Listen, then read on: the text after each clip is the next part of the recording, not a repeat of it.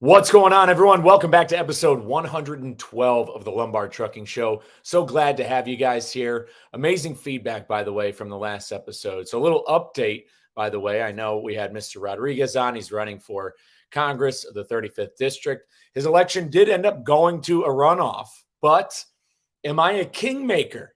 Now, here's what we need to find out. Mr. Rodriguez comes on the show.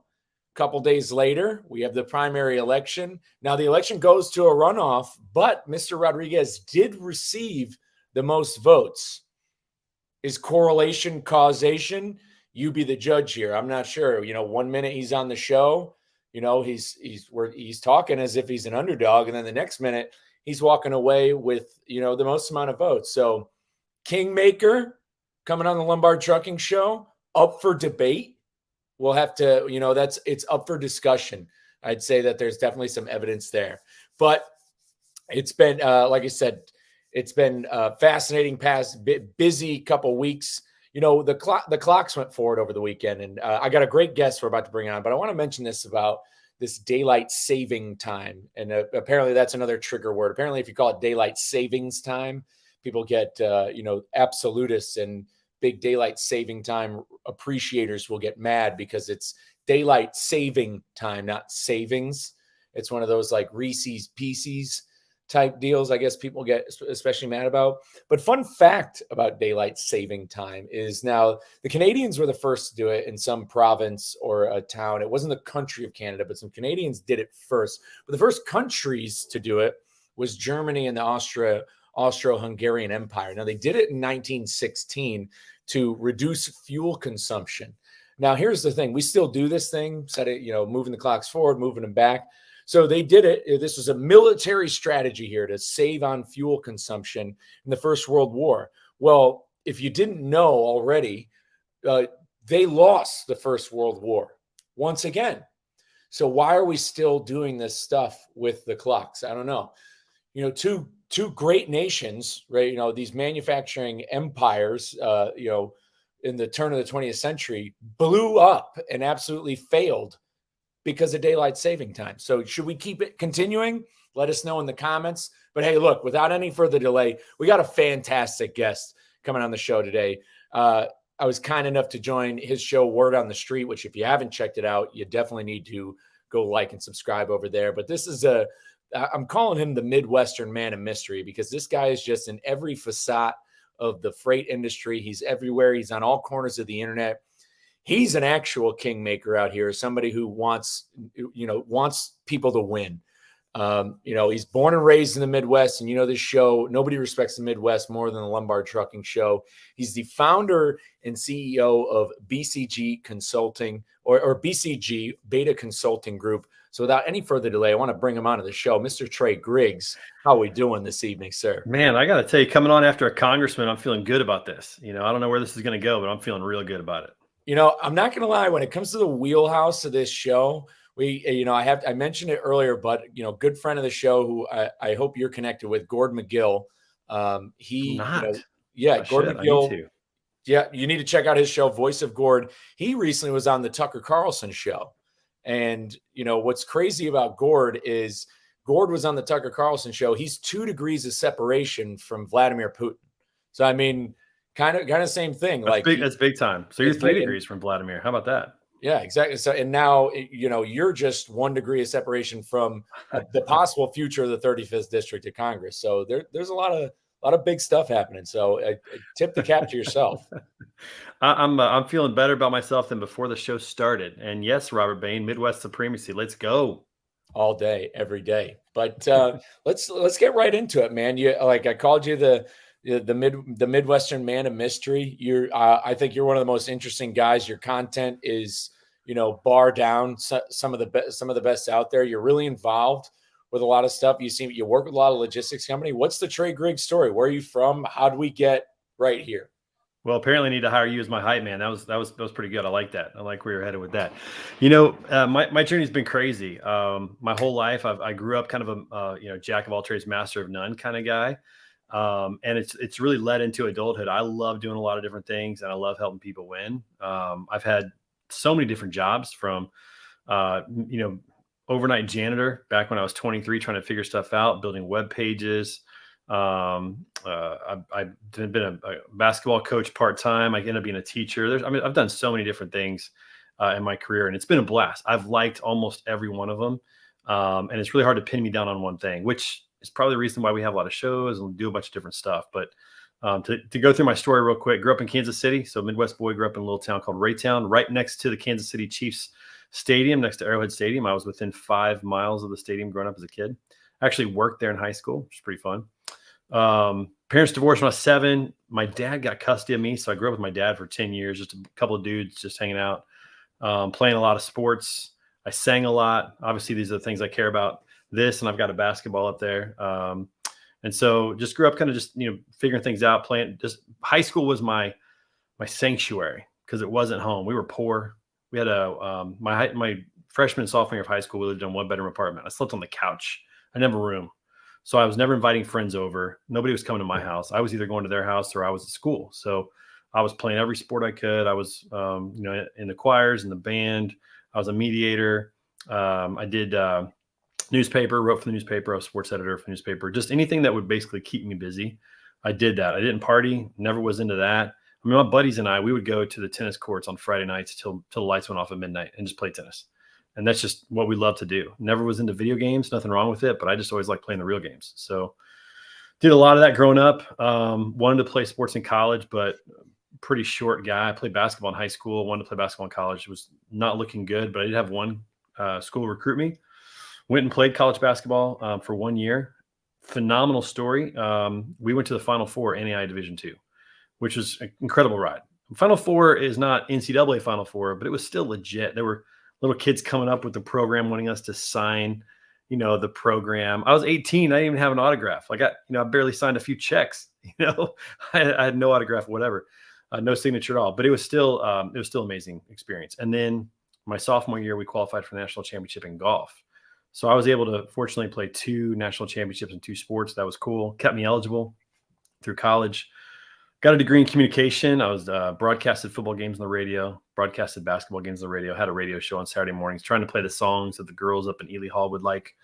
Just kind of enjoying my college career, and then graduated and literally had no clue what I was going to do. And so I went to William Jewell right in Kansas City. It's a small private liberal arts school just outside of Kansas City in Liberty. I went to Missouri State in Springfield for 1 semester and then realized I wanted to play basketball. So I transferred in and got to play right away, which was cool. But graduated in 4 years, graduated with 1.5 extra credits, one and a half more credits than I needed to graduate. I barely made it out. And I'm pretty sure sports kept me eligible. Played golf for the rest of my career in college. So I kept me eligible. And then just started trying to figure stuff out. And I really had no clue. I feel like my 20s was a time to just figure out life because my teenage years were kind of chaotic with my family situation. Just, not a lot of money, not a lot of stability. My dad was an alcoholic. It was just an interesting time. And it was survival. In many ways, it was just kind of surviving. Didn't have a plan. Didn't learn a lot about, what I was going to do in college or careers afterwards. My dad struggled, keeping a job. I think my dad was an entrepreneur that just couldn't figure it out. He was always disappointed at jobs and just never really figured out the entrepreneur thing. Tried it, didn't figure it out. Kind of feel like that's part of my legacy is to do that. I think it's in our blood a little bit. But anyways, 20s was like trying to figure out life. I went to Texas thinking I was going to become a professional golfer. That didn't work out. Tried it a little bit, didn't work out. Went to Oregon. Where'd you live down in Texas? I lived in Abilene, Texas. So to go back to that, I met a girl at a sports camp that I worked at in the summers during college, and started to just like on her. And she was from Texas, so I was like, I'm going to go live in Texas and see if I can marry this girl. That was kind of my plan. I'm also going to see if I can play pro golf. Those were my 2 things. I thought I was going to marry this girl, play pro golf. I went down there, neither worked out. It was pretty miserable. But Abilene was great. I worked at Abilene. I worked at a golf course called Diamondback Country Club or Golf Club in Abilene. It's a new course there. Anyways, did that for half a year, 9 months, something like that. Didn't work out. Moved back up to Missouri and then went directly to Eugene, Oregon, where my sister lived.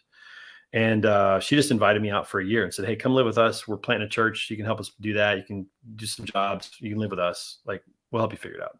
And it was great. Got away for the first time in my life, really kind of on my own, and not really trying to pursue a girl or pursue something like that. I did 5 part-time jobs.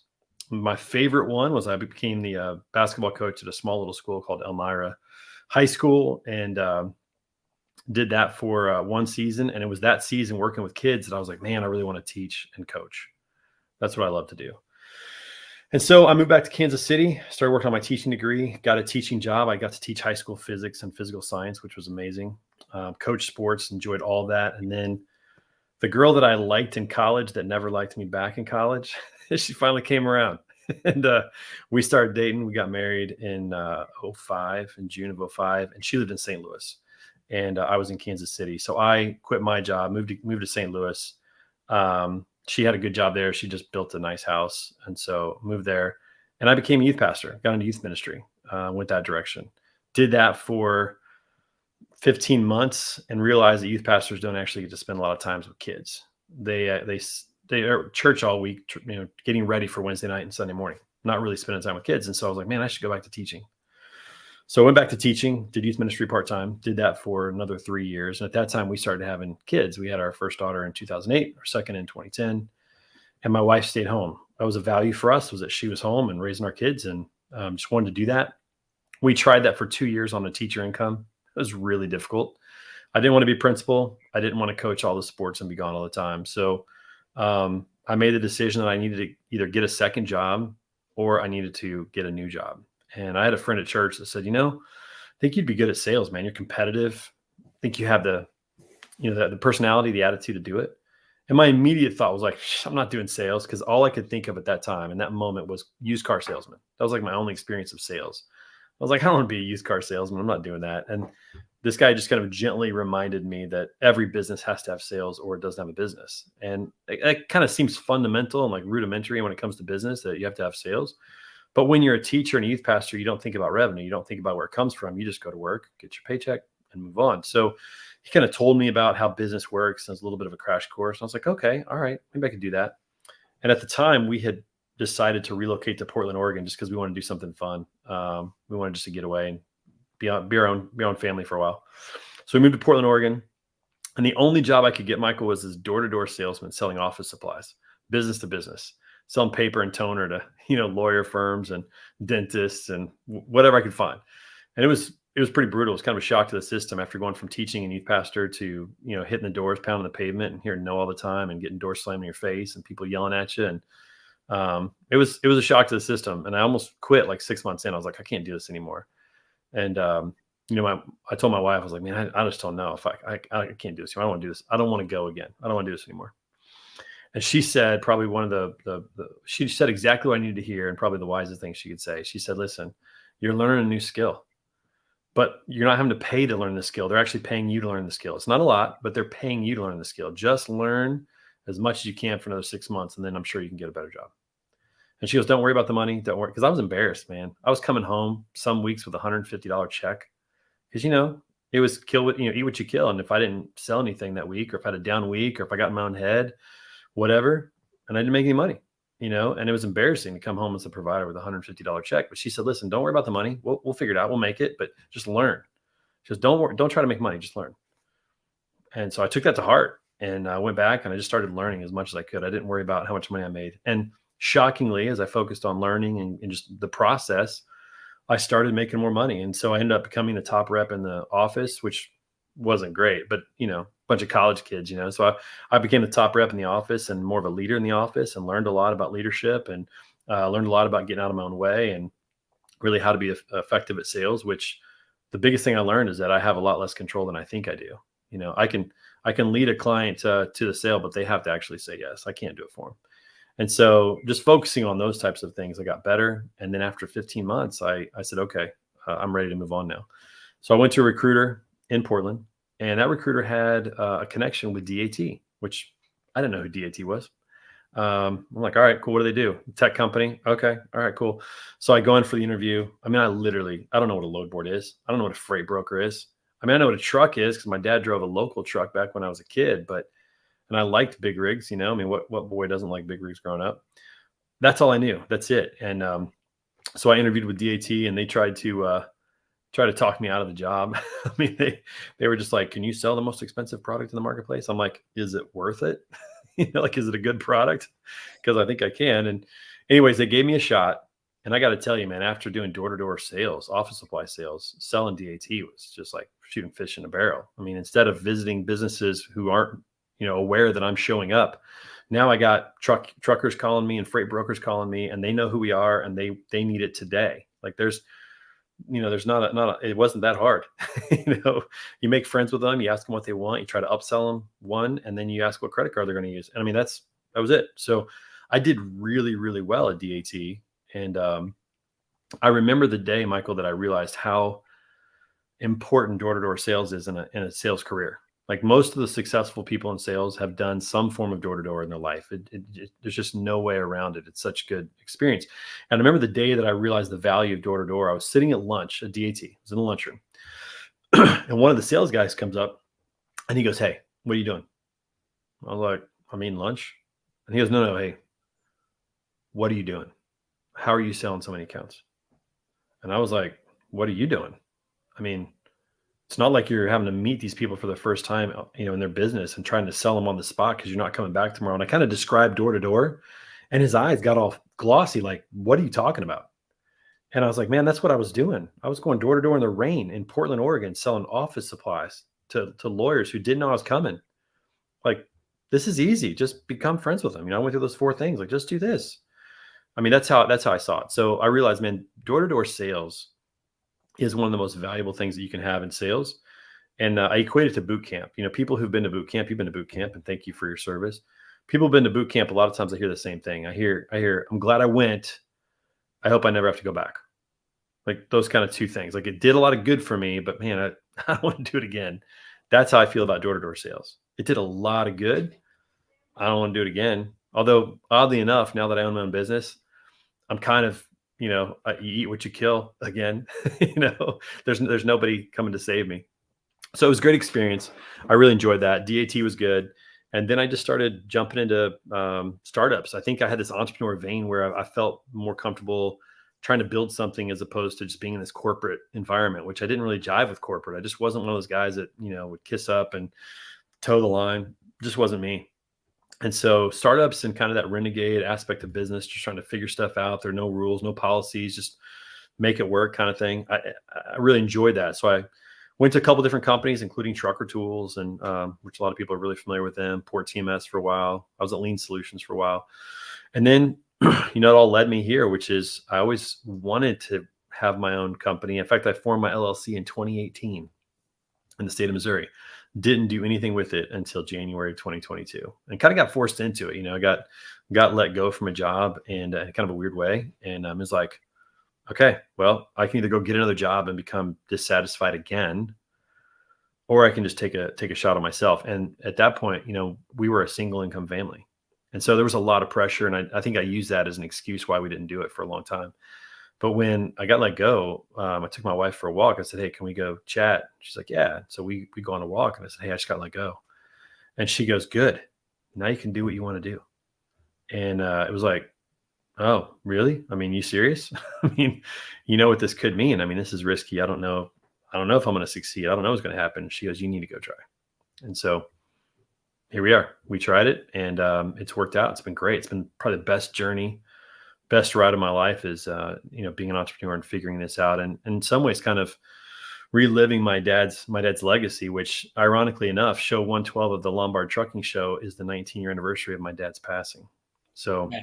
it's great to talk about him today. And, he was a Marine Reserve, and was a pretty good guy, made some mistakes, couldn't quite figure out a few things and passed away too early. He was only 60 years old.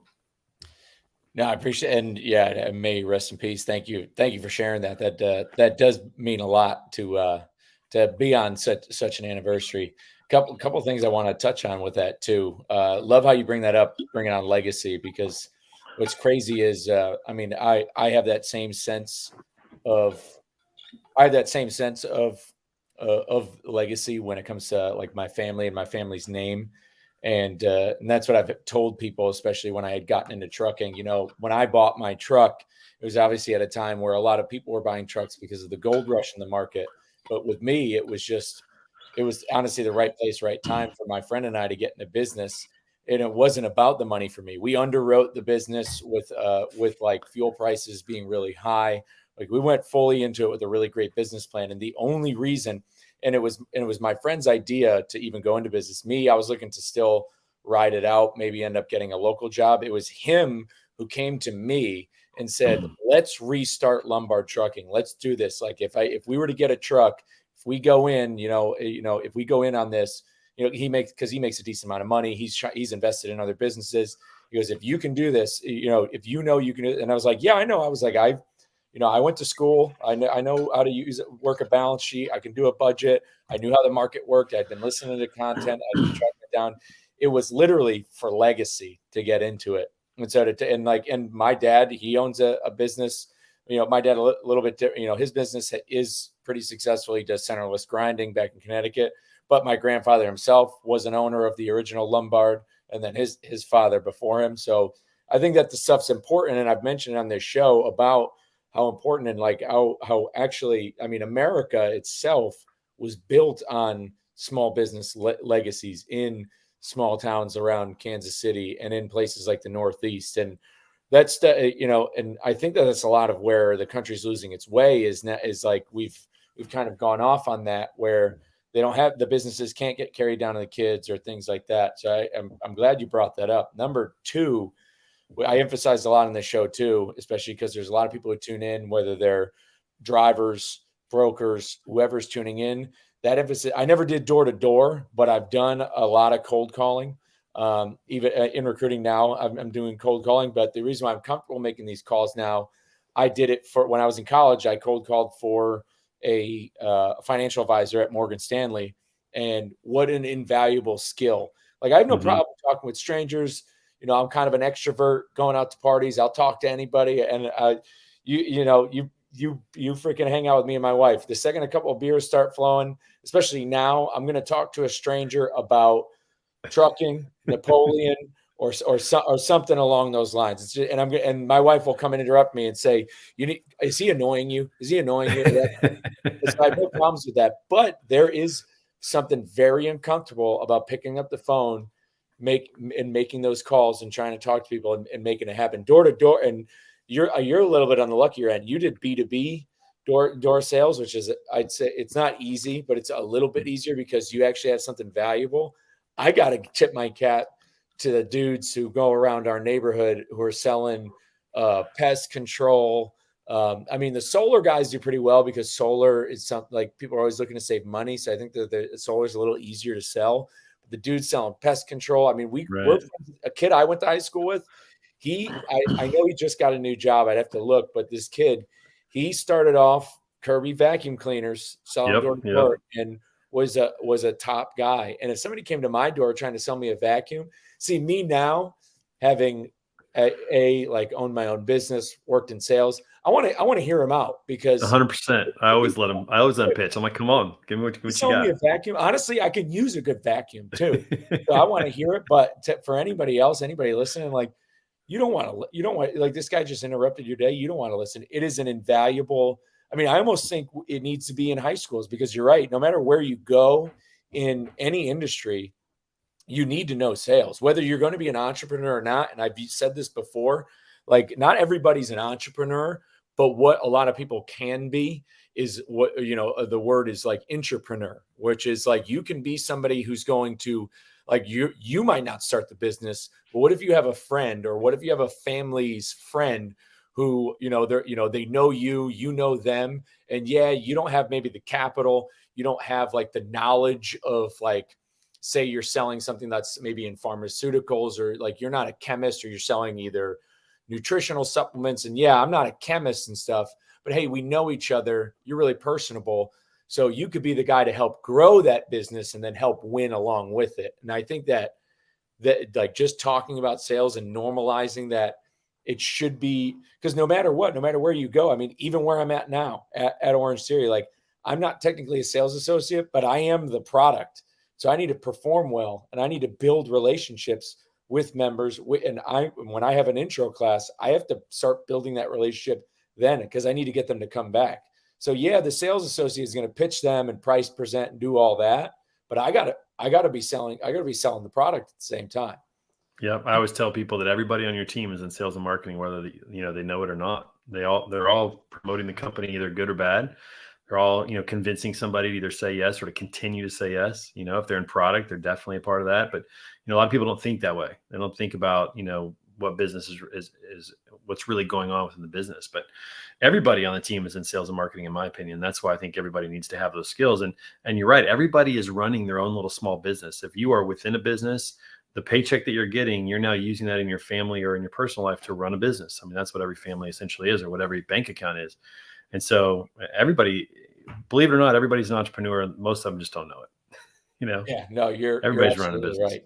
Now, Yeah. you said you spent time. So you're at DAT. Yep. You never, but so you never you were never a broker at any point in time. So I did broker freight for 6 months. So when I was at there's a brokerage in Kansas City called My Freight World, and I joined them in basically the end of 2015, beginning of 2016, and they had an LTL TMS that they were also selling. So I came on board to try to sell the LTL TMS and to focus on the tech side. And then after about 9 months in the marketplace, what we realized is that companies didn't really want to buy the tech who had their own rates. Because if they had their own rates, they just wanted tech, but they didn't want one piece of tech just for LTL. They wanted a piece of tech that could run truckload, LTL, and everything. The people that did want the tech also needed the rates, but because our rates weren't that great, it didn't help the small guys out. So I found myself in this predicament of like, the big boys, don't want the tech because it doesn't manage all their needs. The little ones who want the tech can't use it because the rates aren't good enough to sell LTL to their customers. Our rates weren't good enough. And so I just told them, I said, hey, if you guys want to be a tech player, you're going to have to build an entire TMS.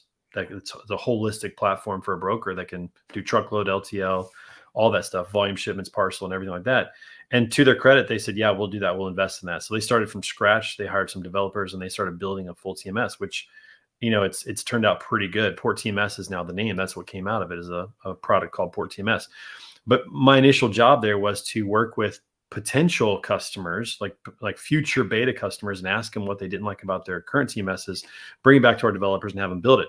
Well, as they're building, I didn't have a lot to do. And so they said, hey, why don't you move some freight? And so I was like, all right. So they taught me some basics about moving freight. I knew a little bit from being at DAT, just kind of picked up enough at DAT of like the business, but this was my first time in the seat. And so I moved some over-dimensional freight, some flatbed freight, and moved some reefer freight out of Florida, some oranges and some other stuff. Did it for about 6 months, learned a ton. I think it was invaluable to be in that seat, but it also taught me that that's not where I'm best and where I want to be. Like, it didn't really energize me. It didn't get me going like it does some people to move freight, but it was a great experience. So I had 6 months of doing that, but everything else has been selling to brokers. So my entire career has been selling to freight brokers, some carriers, DAT I sold to some carriers, asset-based brokers. That's been my entire career, as being a vendor and a service provider to those parties. Do you think maybe you didn't you didn't enjoy, or it didn't fire enough being a broker because either Zyn wasn't around or you didn't have enough possible Adderall by any chance? That may have done the trick. You don't know that much about me yet, Michael, but I'm pretty innocent when it comes to those kind of things. I still, to this day, 45, almost 46 years into my life, I still to this day have never seen drugs outside of like pharmaceutical drugs. I've never seen drugs in person to this day. Yep. You live in St. Louis? I do live in St. Louis, but outside of St. Louis. I'm in Wildwood, about 45 minutes outside of St. Louis. But again, like I said, in high school, for example, I had 1 foot kind of in the cool crowd and 1 foot not, because like on Friday nights, I wasn't going to parties, man. I was going to play tennis with my buddies. I was at the gym shooting shots. I was so addicted to sports as a kid that I just didn't have any desire. And most of the people knew that. And it wasn't like we're not inviting Trey. It was like some people were like, hey, Trey doesn't need to get involved in this. He's not even a part of this. He's just cool. And I had a ton of friends in high school, just never got invited to the parties because I got invited maybe like in 9th grade. And I never went because I was playing sports. And so they stopped inviting me. I didn't really care because I wanted to go play tennis. I wanted to go play ping pong for hours in the basement. Like, that's just all I did. And I was fortunate to have friends in high school who were the same way, that didn't drink. Like, none of us drank. None of us went to parties. And so I kind of just missed that in high school and college. My 3 friends in college didn't drink until they were 21. My 2 closest friends never drank until they were 21. And then when they turned 21, I was their driver. and my dad was an alcoholic. So I'd never really had a desire to get into that because I didn't like how my dad was. And so it was just kind of this weird set of circumstances where I was just never around it. And now, then you get married and have a family, and life really kind of shrinks down to your inner circle. Just the way it's been. So that might have done the trick had I had some Zen or been around some, narcotics of some sort. I tell you, you're really fortunate where you weren't where, and I don't want to word this like incorrectly or to be offensive, but you weren't dealt like the winning hand. It's not like you were born. It's not like you were born to, this affluent Certainly family. no silver spoons. Yeah. Yeah, there were no silver spoons around, but the environment around you and with how the cosmos dictated it for you, the environment you were in at least kept you well above treading water and outside of like falling down those roads where, a lot of people, a lot of the successful people I've talked to on this show, they've had different stories. They spent their 20s, living and dying by the bottle, loving booze, loving partying. I mean, in high school, I was the mix of both. Like I swam in high school, competitively was pretty decent at it. Was involved in sports, but at the same time also played in a band. We had shows, we would drink 40s after in the parking lot. We were playing shows in Hartford, Connecticut. And these were good times, but like I rode that line where I was, it's not like I leaned too far into one at the same time, if I had leaned further into, if I followed your style, I probably could end up swimming in college instead of joining Uncle Rico, man. Yeah. Instead of joining, I joined the Marines out of fear of the future and fear of going to college. But if I took it seriously as you, maybe I could have, there could have been some, I could have swam D2 on a scholarship, but that's about it. But I could have actually maybe been relevant. Yeah. So I think there were two things that did it for me. My dad did a really good job of kind of instilling a little bit of fear early on, and not necessarily in a bad way, but he was just always like, if you get in trouble at school, it's going to be twice as bad at home. But don't test me on that. And a couple times I did, and a couple times he proved it. And so that kind of deterred it a little bit. Was my dad was pretty strong in that category. The other thing too was my mom was really adamant. I lived with my dad, but I saw my mom every other weekend. There's a whole story and a weird situation of how that happened, but my mom was really adamant about just keeping us in church and keeping us connected to some good people and good ideology. And I think that played a role in my life. When I was 7, in a Baptist church, I went forward and accepted Christ and got baptized. And I can say that growing up, I always kind of experienced guilt whenever I knew I was doing something that wasn't good. And I think it just kind of kept me on track a little bit, in that regard. And so there's a couple of influences there that I think helped out. I certainly was not a perfect kid. I did some crazy stuff too, but nothing like too crazy, and certainly didn't really get close to being in trouble in that regard. I think the craziest thing I did in high school was we would TP some houses on Friday nights, the typical stuff like that. But we were like the nerd TPers. Let me tell you this: we would write a newsletter. All right. We would TP people, and we would put the newsletter under the windshield wipers of all the cars in the neighborhood, obviously without our name on it, just this random newsletter of stories that we just wrote. So we would write the newsletter, we'd print it out, we'd go buy toilet paper, and we'd go TP and put out the newsletter. Like, that's weird. Like, that's not normal. It's actually it's good marketing though. Honestly, it was fun.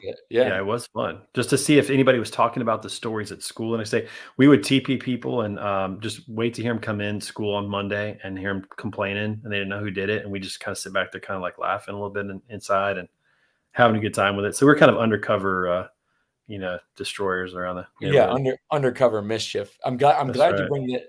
Glad you bring up that foundation about, especially, Christianity specifically. And I've gone into that on this show and kind of shared my testimony walking back to that. But that definitely kept me out. I was raised Catholic. I went to Catholic high school. And that stuff right there, I mean, it kind of sets the tone for, probably shouldn't be a scumbag. Like it's definitely a good thing to have that. Makes you think twice. And, I think about like I've got cousins. My entire family is just kind of really dysfunctional. My dad and all of his brothers and his sister, all of them were divorced at least twice. There was just a lot of alcoholism, a lot of chaos. And my cousins who went through a very similar situation that we went through, my sister and I, my cousins that went through it, did not fare so well. They got involved in bad situations, and I don't know if it's the fact or not, but they were not a part of church at all. And so I think there was something about that with my mom, and again, not really forcing it down me, but just keeping me around good people who were encouraging me, who were saying they were proud of me. I mean, I'll tell you this: if you got a youth pastor or a pastor saying, "Hey, we're really proud of you, you're doing a great job," makes you think twice when you're tempted to do something bad. And I was very tempted to do things, whether it be with girls and relationships, all those kind of things, and didn't come through very well in some of those situations. But it definitely made you think twice, because you had these people who were pouring into you. We're saying they're proud of you. My coaches in high school. I mean, my basketball coach in high school, every basketball practice without fail, we'd spend 10, 15 minutes with just on the risers with him talking to us, just telling us, hey, don't mess with manure. You're going to get some on you. Like these just kind of like life stories. And so you'd think about that, that was just kind of what it was like growing up. I had just some really good people in my life that were pouring into me, were expecting a lot out of me, were saying they were proud of me. And again, all that just kind of factors in when you're making decisions and you're like, okay, maybe I should reconsider this decision I'm about to make. I could, good.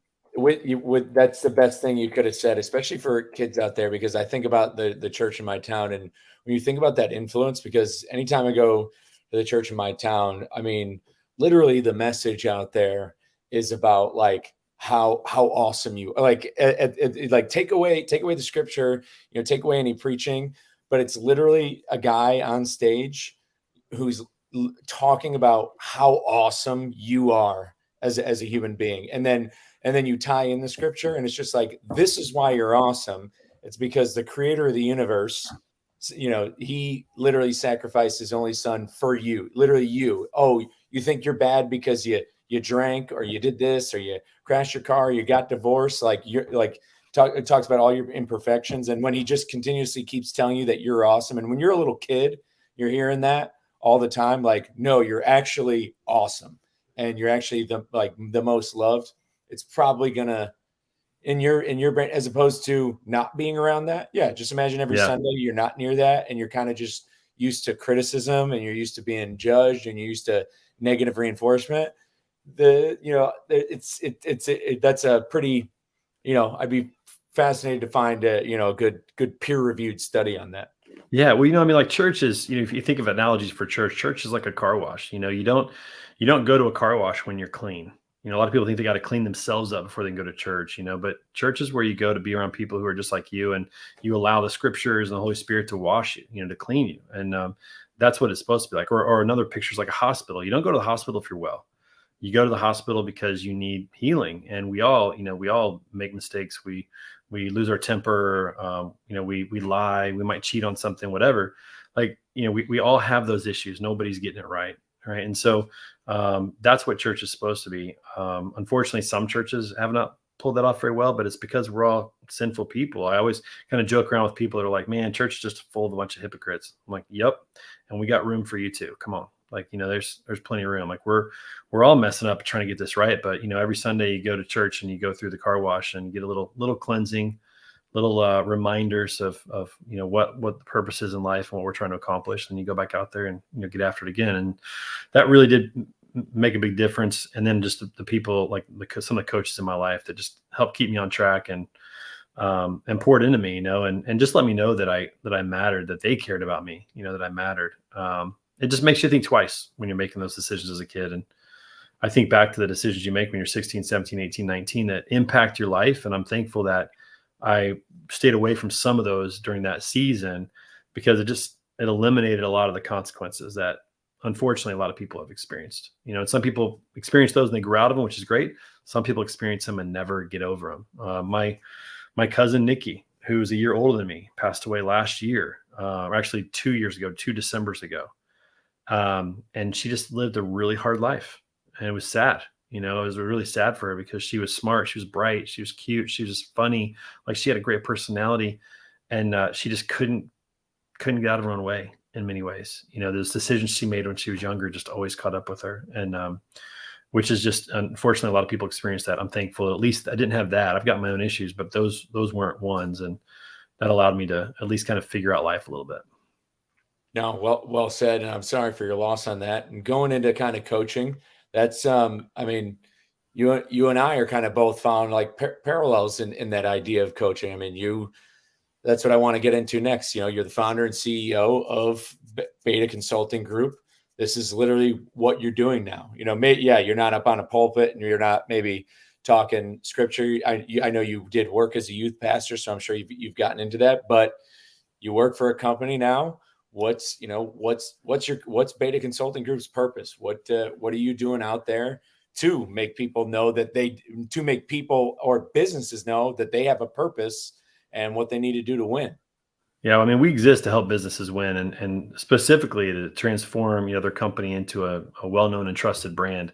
Because there's a lot of power when you have a strong brand, and you think about like especially retail brands like whether it be Nike or Adidas, just to think of like some sporting brands. Under Armour is a pretty good brand for a while, but when you have a really solid brand, you end up making fans, and that's what every business wants is fans, because a fan will pay full price, they'll come back repeatedly, and they'll tell everybody about their experience. That's what a real fan does. And so we're trying to help companies to create fans within their business.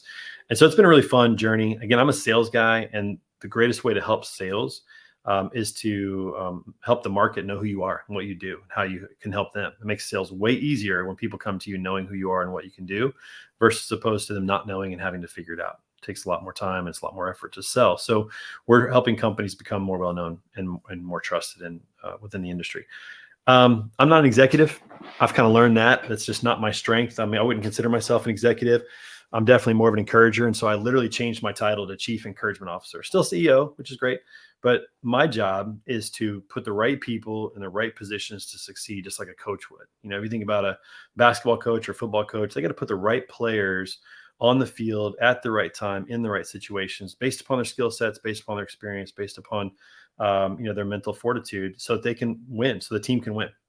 I see my role no different now. I mean, trying to find the best players to put them, in the right seats on the bus, and then try to take this as far as we can go. Really cast vision, and what are we here to accomplish? What are we trying to fight for? What are we moving towards?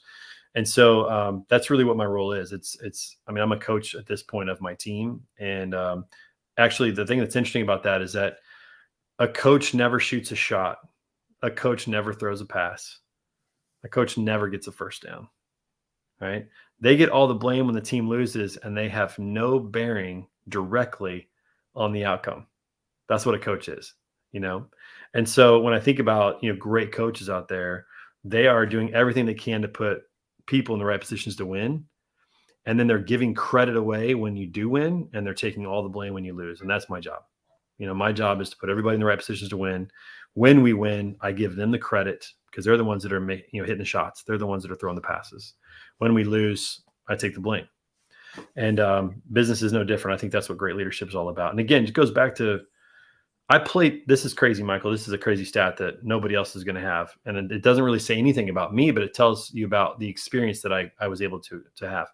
I've played basketball in my life for two different coaches who both won over 900 games, respectively. My high school basketball coach won 955 games. The winningest coach in the state of Missouri, passed away a couple of years ago. His name was Bud Lathrop. That's a lot of games in high school. They only play 25, 30 games a year max. Dude won 955. Do the math. I mean, that's winning, and that's winning for a long time. My college coach won 915 games. They play about 30 to 35 games a year, so it doesn't take quite as much time, but that's even harder, because you have to recruit players, and players have the ability to say no. In high school, if they're in your district, you got them. Yeah. But in college, man, you got to recruit them and keep them, and it's even harder nowadays. But 915 wins. So I got to play for two guys that were just masters at what they did. I got to see this play out. My high school coach never took credit when we won a game. Not once did he take credit when we won a game.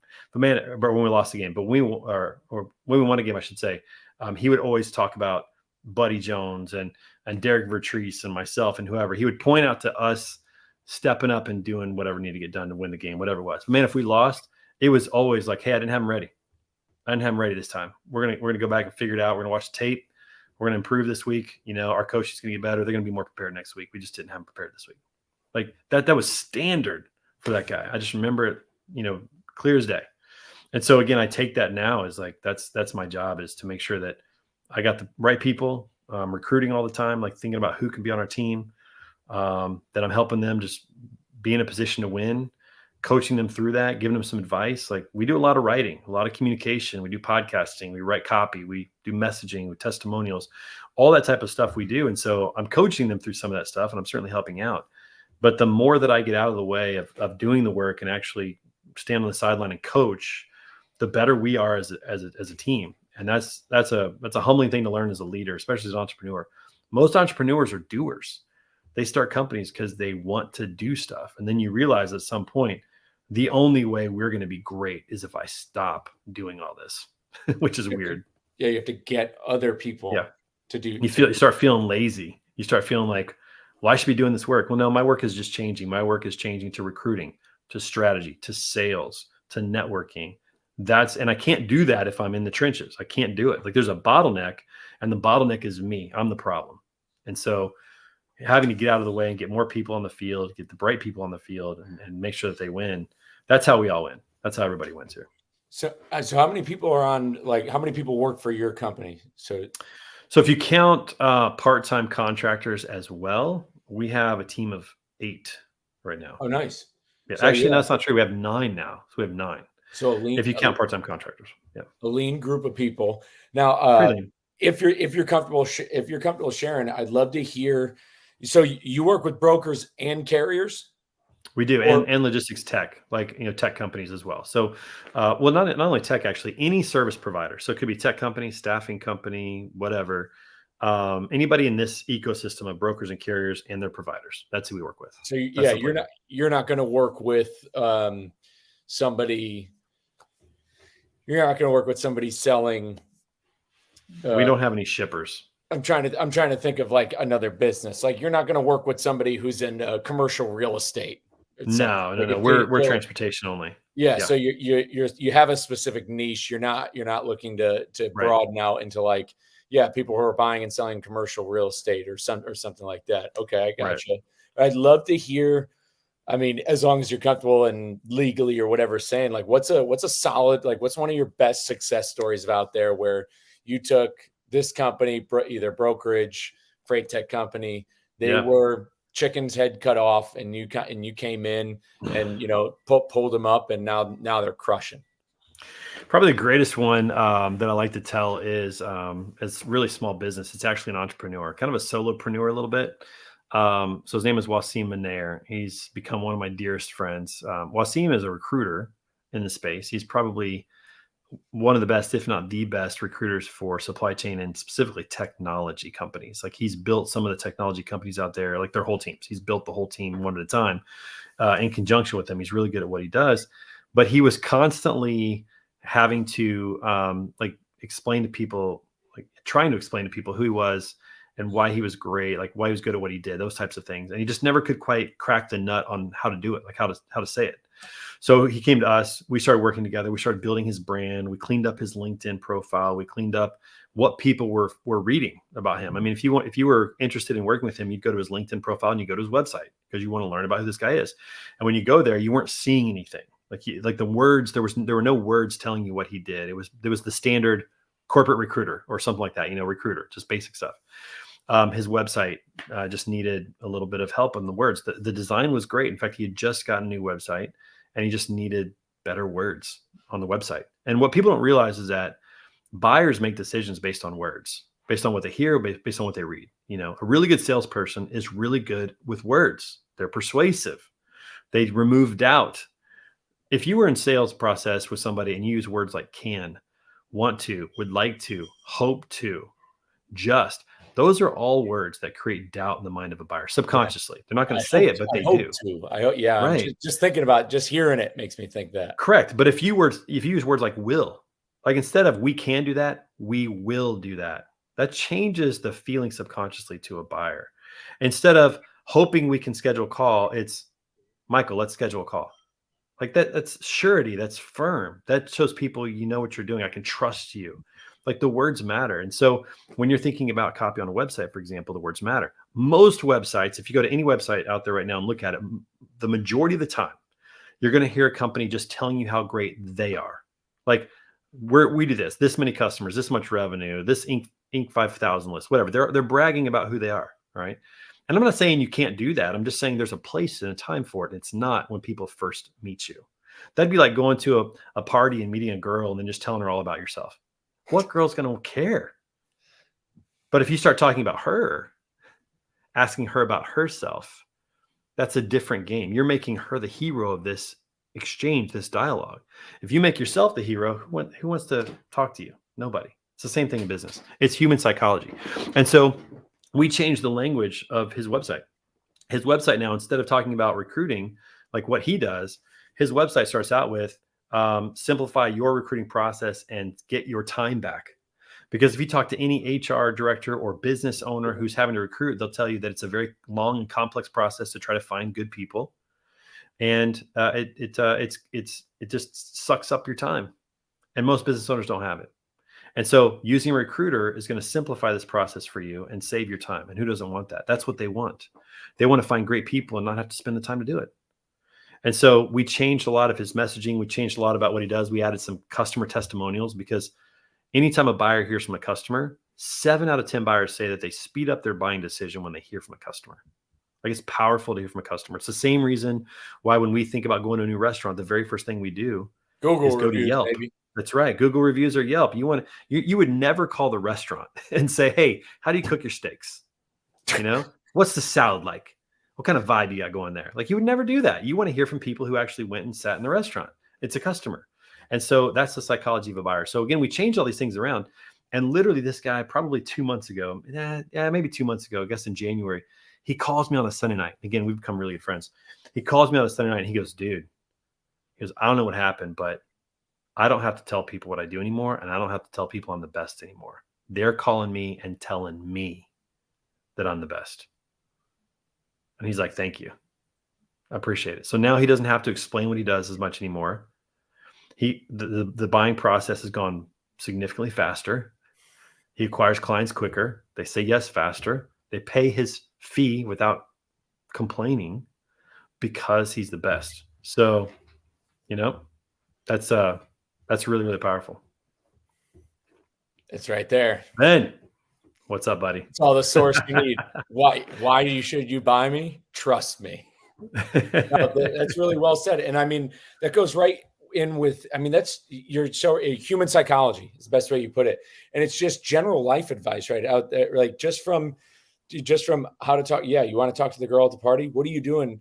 What are you doing talking about yourself and everything like that? It's one thing if you're getting asked those questions, it's a whole different story. And I love how you bring up the restaurant option, because whenever my wife and I go out to eat, she'll say, how's your this? Like, she'll ask how it is. Like, the server is about to just stand there and be like, yeah, it sucks. Like, don't, right. And like, in what way are you going to get this? It's true. If you are selling something, whether you're a recruiter or whether you're a freight tech company or a TMS, you've got to, like, it's not all about, it's like, because number one, if you made a TMS and you're out there trying to pitch it and you're at conferences trying to pitch it out there, everybody there already knows what a TMS is. Right. We're not reinventing the wheel when it comes to what a TMS is, but yeah, how is it going to save me time? Because everybody's using a TMS. But if what's the differentiator, and how's it going to make me feel? What problems is this going to solve? What's crazy? Think about this. There's a reason why cable news channels have such great audiences, and it's because they're constantly talking about problems. Problems keep people's attention. Solutions do not. Problems keep people listening. Solutions, it ends the conversation. So they're really good about talking about problems. Think about presidential elections. What do? They don't really talk about their solutions. They talk about the problems. They talk about the problem you're feeling and the problem this guy's creating. All right. They're talking about problems. Marketing is no different. You have to continually talk about the problems that your customers are facing. All right. And if you talk about the problems and you talk about the solution and how you've helped other people, but most importantly, if your customers talk about how you help them solve that problem, that's really powerful. So you have to talk about problems in your marketing. And the only way you do that is you ask customers what their problems are, you listen, and then you use that in your marketing content after you've solved it with your product. Man, I'm telling you, you're giving me a lot of number one from what you just talked about with the coaching rhetoric of the coaching leadership, what you're talking about with your basketball coaches. And this type of, you're giving me too much rhetoric now. I'm going to start using in my daily life, because right now I'm going to say it right now. Like I'm going to this podcast and this show, it is dependent on problems.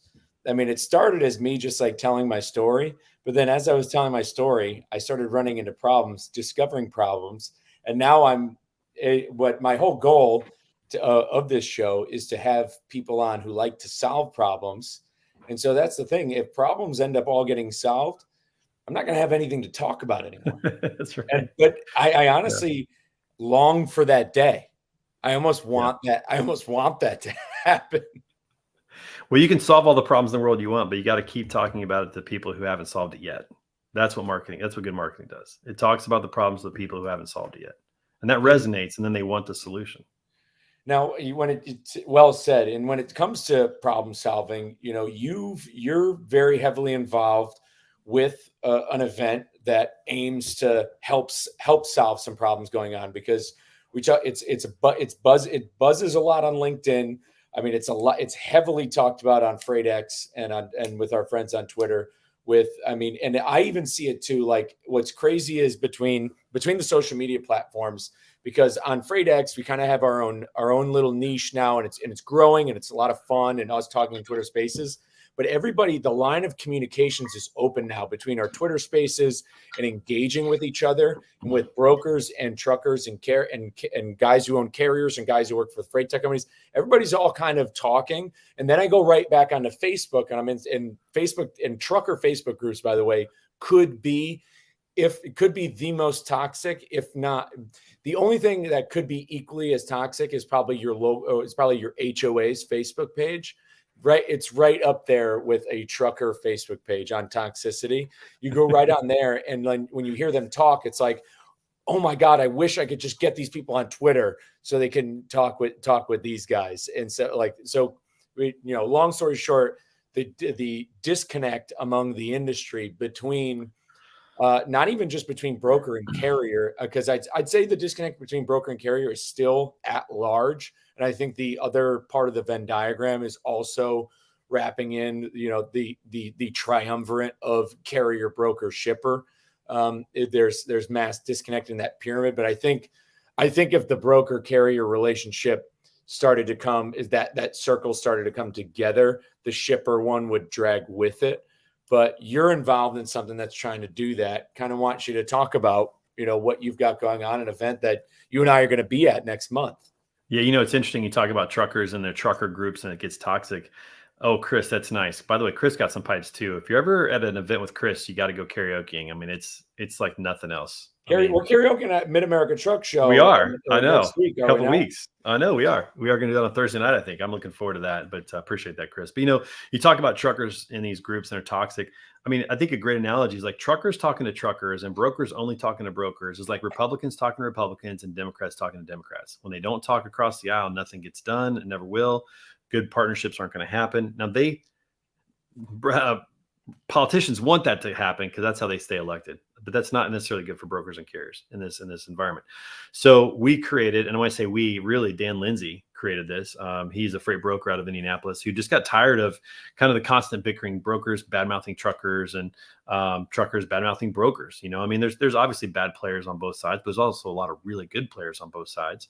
And what was end up happening is that you just started to demonize the other side to where brokers started to feel like there weren't any good carriers out there and being real skeptical and, treating them poorly. And, carriers that, feel the same way about brokers, the brokers are setting the prices and stealing all their money and, all the margin. I mean, if you don't understand how brokerage works and how they make money, then it's a problem. And if you don't understand how a trucking company works and how they can stay on the road, it's a problem. You got to understand both parts of this. And you need a place where you can find like-minded individuals on the other side. You need to find brokers. If you're a carrier, you need to find brokers who are doing the right things and want you to succeed as a carrier.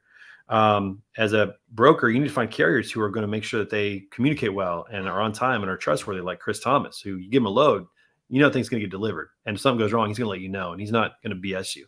Like, you need a place to find the other party that's like you. And so what we did was we created the Broker Carrier Summit. He created it last April in Indianapolis, had 73 attendees, and it was fascinating. I was not at that one. I only heard about it, but Robert Bain, who was watching on here, he was on it.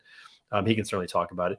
But you had these brokers and carriers who were like, you had a trucker stand up and said, I hate brokers. Like literally started the conference saying, I hate brokers. And everybody kind of laughed and looked at him a little bit like, is this funny? Can we laugh with it? And then he followed it up and he said, but I've never met one in person. And he goes, that's why I'm here. And so in being at that, at that little event that they had, a 1-day event, they were able to talk to the brokers and realize there are some good brokers out there. I just haven't met them yet. I haven't seen them. And so we did the event again in Tampa because they asked to do it again. They said, can you do this again, sooner than later? So 6 months later, we did the second iteration of the Broker Carrier Summit. And this is one I got to be at myself. I emceed the event. So I was involved in everything, got to see this from that perspective. And the conversations were fascinating. It wasn't like it was all roses. I mean, carriers were venting. They were talking about what they're frustrated about, not being able to get a broker on the phone at 6 o'clock at night, and other just not having accurate information. The address isn't correct. No heads up on the dock situation. No heads up on directions because this is a unique facility that the mapping service didn't get right. Whatever it is, like just complaining. They were complaining about it. Brokers were complaining as well. But what ended up happening is they started talking to each other about it. You started having brokers going, man, I don't know what you're talking about. I always answer the phone. You call me at 6 o'clock at night, you're going to get me. And the carrier's like, really? I mean, it was literally like, really? Because nobody picks up the phone. Well, what we found out was this carrier was only using some of the larger brokerages because that's where they could get freight, the TQLs of the world, and people like that. And some of them weren't taking care of the carriers, whoever they were. I don't want to throw anybody under the bus, but that was their experience. And they realized that there are brokers that will actually take care of me and help me out. And vice versa. There are the brokers that are like, the truck driver's like, well, I always answer the phone. I always give accurate updates. Like, I'll tell you if my truck breaks down and I'll send you a picture. I'll take a video of it. Like, I'll be honest with you. I want this to work out because if I deliver a load on time, you might give me more freight and that helps me grow my business. Like, we just had these really interesting conversations where it wasn't roses, but man, conversations were rich. And then these people would sit down over lunch and talk about lanes. Well, where are you trying to drive your truck? Where do you want to go? Maybe I can work something out with you and let's trade a business card. Now you're finding people who, man, if you sit across the table and have a meal with somebody, they're more than likely not going to screw you out there on the road. There's a relationship there now. So our goal is to make this event as big as possible for carriers and brokers to come together, talk about what's going on in the industry, try to come up with some solutions, but also meet each other. And if you pay money and come to this event, you are automatically pretty much saying, I'm legit. I'm a good guy. I want to make this work. I want to help you out. The bad actors, the scammers, the double brokers, they're not coming to this event. Maybe they'll try to come down the road, but they're not coming to this event right now. So we're working hard to make sure it's an event where you can come, you can have these conversations, you can meet potential partners who are good people trying to help you out and take care of it. And it's been fascinating. It's an incredible event. I love it. It's the only event like it. Every other event in the industry, Michael, is like all brokers come together, all carriers come together. And again, it's just those silos. Very rarely do you have an event designed specifically for these conversations. And you talk about the shippers being a part of it as well. It's an important part of it, but at the same time, it's different. It's almost like a third wheel in this relationship. Like this relationship is unique and they need to get it right. Just like a broker and a shipper kind of have a unique relationship. That's separate. And then you have shippers and carriers directly. That's a unique relationship as well. We're trying to solve the broker carrier relationship. Yeah, so that's the main focus, and I like that's the main focus. So you're telling me though that so G-Face will not be in attendance. You don't think him? G-Face will not be in attendance. He's not going to be there. Will LVNV Corp, the factoring company in Las Vegas, are they represented? They will not be at this event. No, they will not be at this event. That's unfortunate. I just thought of this because when it comes to what you're doing, I love everything about the Broker Carrier Summit. I'm really excited to be there next month. And we're excited to have you, man. Yeah. It's in one of my favorite cities, Kansas City, big KC respecter. One of the best kept secrets, man. Yep. It's for sure. It's first city I tried Zen in. So, I mean, I got a love for it. Memories. You got connections. Can't complain. But and this is just a funny conversation. This is just a funny comment about technology and what we're needing to do to solve the problems in the freight industry is that, and we're going to see this. We're going to start seeing this with the rise of AI. And a friend of mine, we're talking about this where because technology, it used to be. So when it comes to music, so for example, for you to hear at one point in time in history, for you to hear music, you had to physically be at wherever music was A being played. Like show, yeah, right. you wanted to go see the orchestra, like before the record player, before that, you had to go watch music, period, or you didn't hear music unless you had a piano in your house. Like that was the only Right. way you can ever listen to music. And technology has advanced so much that That's pretty at crazy some to think point, about. That actually is a pretty crazy thing to think about. Like, it's not that wild. long ago, you had to go. You had to You go, could, and just now we can. go just to hear something besides That's other right. voices. Now You we had can to just do walk that. down the road and we got all this music in our ear. Anyway, sorry to interrupt, but that's a Everything. fascinating thought. No, yeah, it's and that what makes it even more fascinating is technology has gotten so good now. We're able to not only listen but see almost any single event. I mean, when you look at In real what's time. going on I with know. Meta, like being able to see concerts, all that stuff, but with the rise of artificial intelligence, with the rise of AI and artificial intelligence, eventually you're going to be able to digitally recreate some of these things. You're not going to know what's real anymore until finally we come all the way back full circle. You have to be there for it Go to to the be event. real and authentic. And what you're describing is almost the exact same thing, because in the trucking industry, at least when the original Lombard, when they started out, like when Lombard started in Waterbury, Connecticut, who they shipped freight for and who their customers were people that they knew, businesses in the Yep. area in the Right down Connecticut. the road. That's Nope. right. Yeah. One of the things they did is that in a horse-drawn carriage, they were peddling ice to restaurants that didn't have refrigeration. They had to meet with those restaurant owners. And we're coming back full circle now to where the industry has been overtaken by it. It's on a international view at this point. The supply chain, it's an international one. If we're just talking North America, it's an international supply chain, and it's so disconnected because everything's through the phones or through Zoom or through this and I was just talking about this with somebody at Orange Theory today, where the face-to-face interaction and being in the same room with another people is where problems get solved. And it's a lot of where you're seeing it. Like there's a lot of return to that there's a lot of push for the return to work thing with a lot of companies with work from home.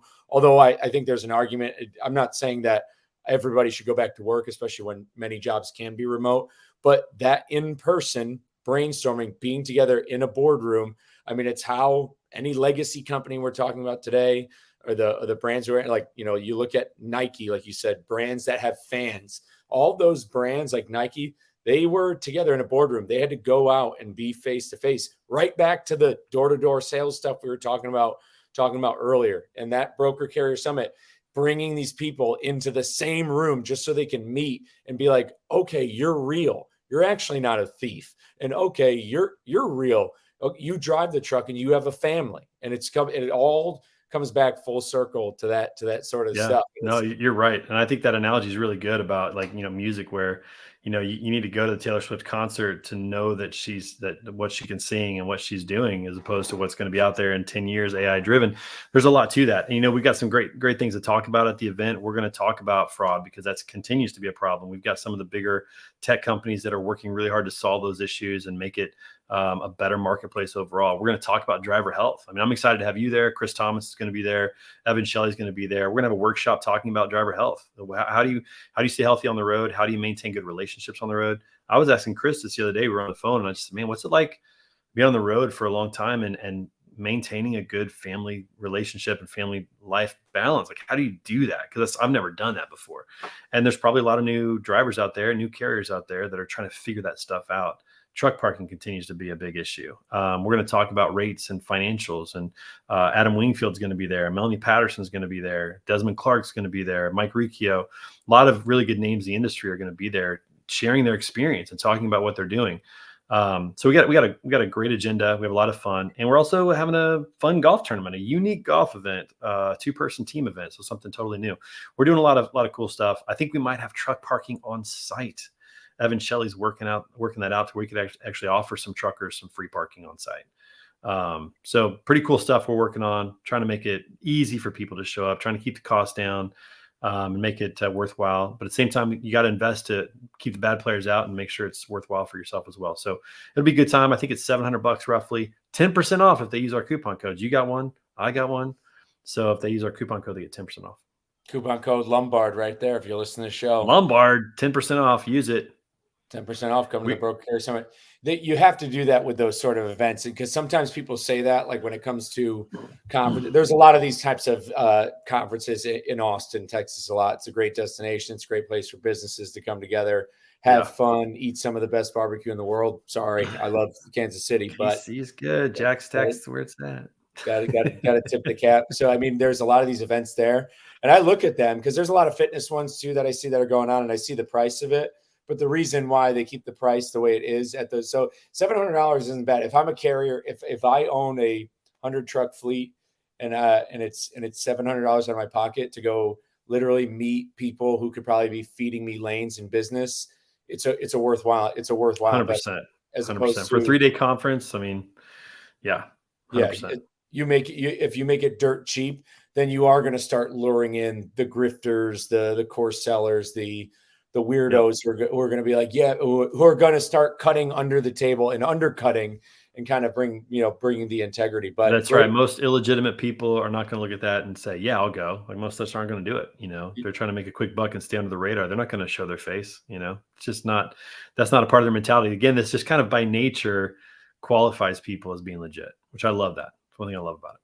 Yeah, absolutely. And you got some great names out there. I'm a huge Adam Wingfield appreciator, by the way. Me too. If any of you on here don't follow him on Twitter, he's a wealth of information, a hell of a great story himself. I mean, he just posted a picture. I mean, just such a great, like, his story is great. I mean, I saw the picture of his driver ID from when he was driving for Prime. Yeah. That just shows you the legitimacy of, like, this guy knows it a long time. Yeah. He knows what he's talking about. He's been there. He's been in the cockpit. He can do it for you. And it's kind of, and I'm blessed and honored to be able to share that same platform as him, because and I said this to the bus drivers when I went to Hayes County to speak to them. And I told them, I said, the only reason I even feel as though because it's not like I went to college and I have a PhD in exercise science. I get that. I'm not a scientist or a doctor, but the only reason why I feel like I'm even credentialed enough, yes, I'm certified through the American Council on Exercise to be a fitness instructor, but I also sat in your chair. And that's kind of like, I also sat in your seat. Huge. And bus drivers, I think, have it a little bit different. I think bus drivers have to keep their brain on a little bit more with traffic. Driving in the city, 100%. Yeah. With children and with being in cities. But I still think from a healthy standpoint, it's a little bit more, I'd say it's a little bit easier than that of being over the road. But that's the only reason why I feel as though I hold it, because I lived it, breathed it I didn't just do it for 3 months. It was 3 long years. I had to live that lifestyle with some of and I know there's some bro truckers on here will be like, oh, I stayed out this long. But I mean, I've done an 8-week stretch. I've done, 7-week stretches and had to grind it out, had to go to Walmart once a week, had to cook the food, would track my calories, make sure I'm on the spot. And that's the only reason why I think I can even hold the candle to being on the stage with guys like Adam who've been there. And that's kind of and I'm just hyping up the Broker Carrier Summit because this is the caliber of who's going to be there. Are people who are invested in this industry. They care, they want to solve problems, and they want to build relationships, because just like we talk about on Twitter, just like our mutual friend Reed Lustelo talks about, the only way to win in this industry is you have to build relationships. We learned the lesson from COVID is you can't just ride load boards. You can't ride load boards. It's unsustainable to build your business that way as a carrier. You need to build relationships and grow, and that's the only way you can scale and grow.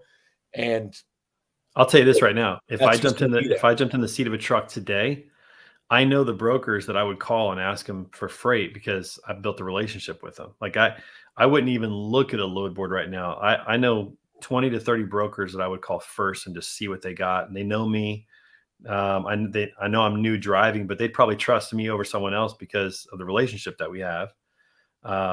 Because of the network, the relationships that are built, it gives you more at bats. It always does.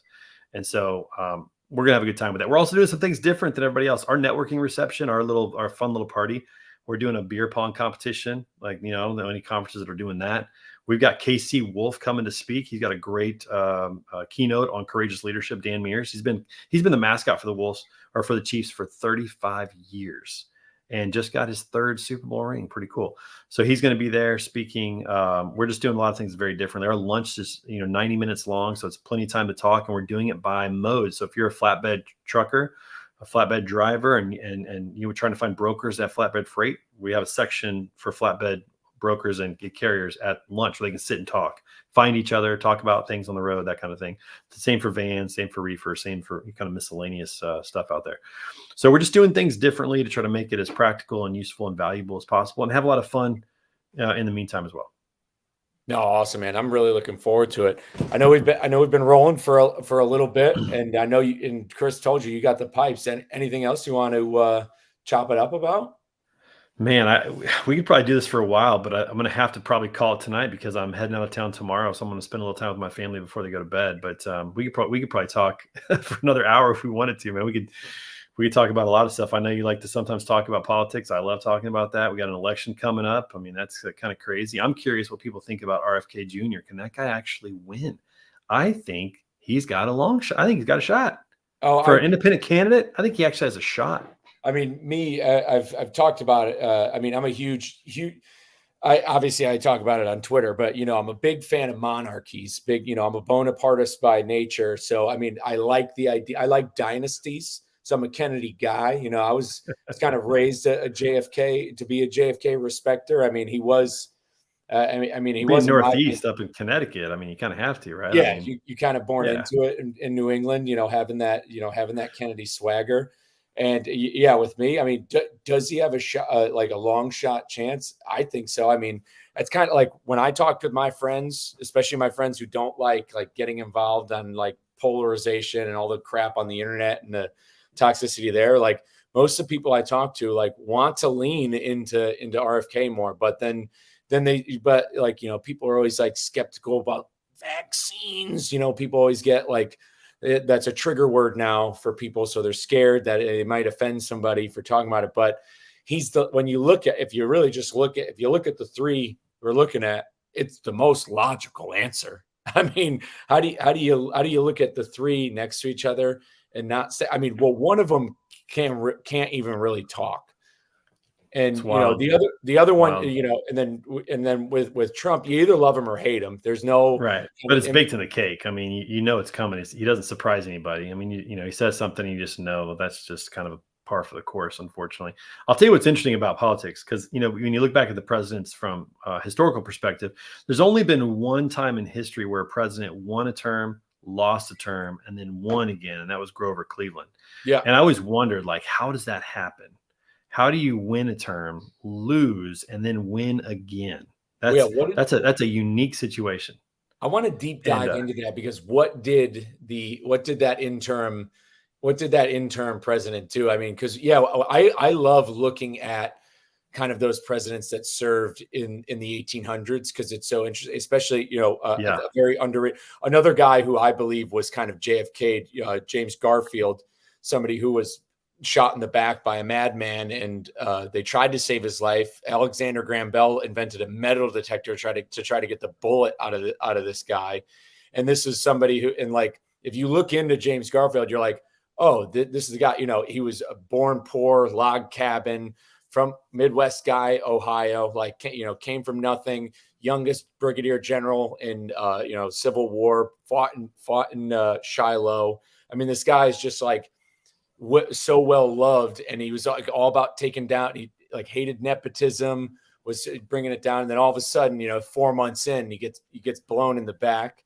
So I love learning. But even John Quincy Adams, obviously son of John Adams, he was somebody who wasn't the best president, but I'm pretty sure he's the only guy to have been president and then went back to Congress. Like he was elected a member of Congress. Like, you notice we haven't had any presidents where after their once term, they serve, they're out. Yeah, they're out. They're not running for senator. They're not running for House of Nothing. Representatives. That's right. They're not working anymore. Like, what else is a big difference too is that I don't know how many of the presidents up to Bush, because like the first Bush, I don't know how many presidents were in the military before becoming president. But that's gone by the wayside. Since the first George Bush, and he ended his term in 92. Since 92, we have not had a president that served in the military. Yeah, I think didn't W fly technically? I mean, I know he I don't went know to if he did or jail. not. Did he fly? Well, maybe he did serve, but it seems like that part of the job has gone away, and people are not. I don't know. I think it probably was a quality people appreciated about the president being the commander in chief and having served in the military. But that seems like that's faded. I don't know if that's going to come back or not. But the RFK situation is interesting because I think outside of Ross Perot, I've never seen an independent candidate even have a shot. This And he's popular. intriguing. When I listen to him speak, it resonates. What he's saying resonates. Now, I don't agree with all his policies, but what candidate do you? Right? I mean, like you're never going to agree with all the policies. And I think the thing I hate about politics right now is that it's become so polarized. And if you like if you vote Democrat, then people just assume you believe everything the Democratic Party believes in. If you vote Republican, people think you believe in everything the Republican Party believes in. And there's just no gray area anymore as a voter. And so you have people who are afraid to say who they voted for, afraid to talk about politics for fear of being demonized one way or the other. I mean, I think it goes both ways. You see some of these conservative candidates going on campus, and man, they don't talk very highly about the people on the other side when they're talking either. I mean, there's just seems to be a kind of a demonization of the other side, and very rarely do people talk to the people. That's one thing I liked about Vivek Ramaswamy when he was running, is that he wasn't afraid just to have conversations, just He to was talk. great. He was great. He was great. But the sad part is somebody like that cannot get elected. That's so sad. Which is Um, and the saddest part is because those are the people who are actually the most representative of this country. Because for the yes. most part, people like we have interactions every day with people we are not 100% in agreement with, but we're still friends with them. We talk with them, we do business with them, Yeah. and that's who really represents us. But Yeah. the TV tells us you can't do that. And the I internet, the know. 24-hour revenue streaming, the revenue tap the thing, Yeah. please click and retweet. They need that to They do need that. problems. They don't want problem solved. They're kind of like, I hate to say this, and I hate to talk bad about too many people, but they're kind of like the pharmaceutical industry. I told my kids this. If everyone's healthy, what happens to the pharmaceutical industry?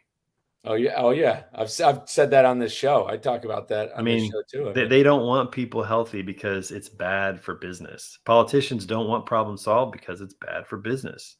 So I think that's sad. And I'll tell you this other thing too. And this, who knows? We can talk about this for a while, but I do need to go here in a minute. One of the things that's sad is I think when Mitt Romney ran in 2012, and Mitt Romney, he's not perfect, but that dude's about as clean as they come. And when they made that guy look like a bully and look like a bad guy, that's when I knew that good people are not going to throw their name in the hat anymore. Why? If you are a good person doing like really meaning well and wanting good for the country, wanting good for all people, I felt like Mitt Romney for the most part was pretty neutral at that point overall.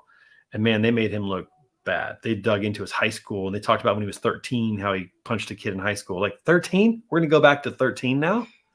I thought, man, what person in their right mind who's living a good life, who's doing good things for people, even wants to put their hat in the ring and have their family go through that? I don't see it. So I think unfortunately we're not going to get really great candidates. But Vivek was one that surprised me because he seemed to fit that bill. As somebody who really was solution oriented and wanted to, fix problems and made a lot of sense and was willing to listen to the other side. And I don't know, just that seemed to be gone. So I was pretty sad when he dropped out. It just showed me that type of person can't get elected. That sucks. yeah, it's unfortunate that that's where we've gone. And I mean, it's going to take a reality check from society. It's going Yeah. to take from society and uh, uh, how we want to basically digest information. Like however it Yeah. is we're digesting information, we need to choose if this is right and wrong because like and I don't think like that's what's so great. That's what I love about actually podcasting, doing this, having these conversations because and that's what's actually and if we've seen the rise of independent media coming with shows like Breaking Points rising above and like even Jocko's show and you can even say Joe Rogan as well. Like that's why there's such a like Joe Rogan's the most watched and listened to show for Yep. that reason because people actually want to listen to the problem solvers, to the truth. They want to listen to what real people are saying. They don't want to listen to what Rachel Maddow Yeah. or I'll they don't want to listen to these clowns. I'll say this: if RFK is on the ballot in November, that's going to be an interesting decision to make. That's going to be an interesting lever to pull. I think, and I said this to people because, and I've said in 2016, I voted libertarian because you got to go with how the state, we still live in this electoral college system, which, it has its pros and cons, but I lived in Connecticut in 2016. So it's just like with me, why wouldn't I vote for Gary Johnson, libertarian candidate? I know that the state's going 98% to Hillary Clinton, and it's Right. almost, and it's the same thing here. And I live in Texas, the state's going one way or another. So why not put your vote where it matters more? Yeah. Like Yeah. it's not wasted. Like I get it if you See, live in a Missouri's interesting. Missouri's Missouri, interesting because in like the 30, however many elections, or I guess how many, Missouri's been in 30, I think 39 elections or something like that. It hasn't been in all of them because it wasn't a state at the beginning. But it's been like 37, 39, and like 60% of the time, I think it went Democrat and 40% Republican, or vice versa. I can't remember the numbers, but I saw it recently. It's swung, and I think it's picked the correct president like 29 out of 37 times, something along those lines. So really? it's kind of a swing state. It's not Michigan swing state. It's not North Carolina swing state, but it's kind of a swing state. I think it voted for Obama in 08. It voted for maybe Obama in 12 or Romney in 12. I'd have to look back at it, but I mean, like then it voted Trump in 16. I think it voted Trump in 2020. So it's kind of it's kind of gone back and forth a little bit. So it's interesting, like in that state. But you're right. If you're in California, I mean, what do you do? Like vote for which way it's going. It's not even close anymore. Like, how did Ronald Reagan win that state twice? Well, he's from there. That certainly helps. And to think that Ronald Reagan won 49 states, that still blows my mind. 49 states.